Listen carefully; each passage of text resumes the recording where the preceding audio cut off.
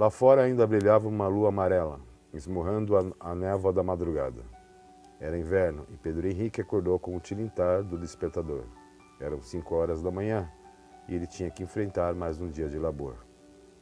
Num movimento quase sobre-humano, ele levantou-se sonolento, foi até o banheiro, escancarou a portinhola do armário, tateando, encontrou a pasta de dentes e a escova. Abriu a torneira, começando a higiene bucal. Com as 2 mãos em formato de concha, levou a gelada até o rosto amassado. Fez isso umas 2 vezes. Em sequência, ergueu o pescoço, deparando-se com seu eu refletido no espelho. Ele se despiu, entrou no box, ligou o chuveiro, agora com água quente. Por alguns instantes, Pedro Henrique, durante esse ritual trivial, se lembra. Todo dia é a mesma coisa, enfrentar o trem para o centro. Enfim, Pedro Henrique se vestiu às pressas, estava atrasado como sempre. Sorveu um gole de café do dia anterior, morno, porque ele se esquecera de mandar consertar a cafeteira. O rapaz morava só. Finalmente, Pedro Henrique ganhou a rua gélida da periferia de São Paulo, porém o sol deu as caras, timidamente. Ele pareceu brilhar como uma moeda nova descendo a ladeira em direção à estação.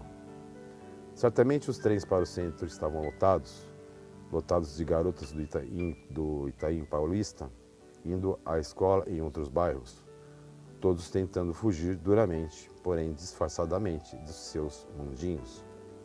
Em outro lugar, no mesmo horário, uma garota se arrumava para ir trabalhar. Ela tinha cabelos longos e claros. Naquele dia, ela resolveu fazer uma longa trança. Saiu de casa bem agasalhada, também em direção à estação. Desceu as escadarias, lentamente, com uma bolsa nos ombros e livros colados ao peito. Ela chegou à plataforma e demonstrou impaciência. Talvez ela estivesse atrasada também. A moça constantemente inclinava o pescoço para ver se o trem aparecesse como um salvador. Por coincidência, Pedro Henrique estava ao seu lado. Eles não se conheciam, nunca se viram, porém Pedro Henrique notou a presença da garota de tranças e algo dentro dele se acendeu como brasa, aliviando o frio causado pelo vento gelado que fustigava o seu corpo. Finalmente o trem chegou à estação e Pedro Henrique estendeu a mão como se quisesse parar a composição que passava lentamente diante de seus olhos, até que estacionou. As portas se abriram e tanto a moça de tranças compridas entraram no vagão. Como ainda era muito cedo, havia lugares para se sentar. A moça de tranças escolheu um lugar junto à janela. Pedro Henrique resolvera permanecer em pé para melhor observá-la.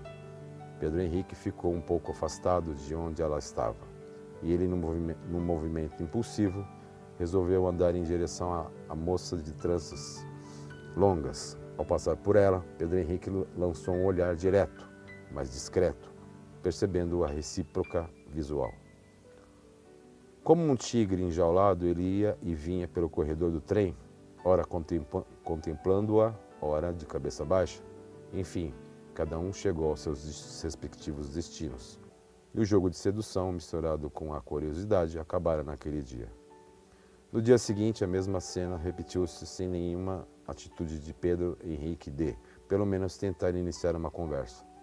Ele percebeu a resposta positiva dela pelo olhar e um sorriso tímido da moça de tranças compridas, mas que logo abaixou o olhar.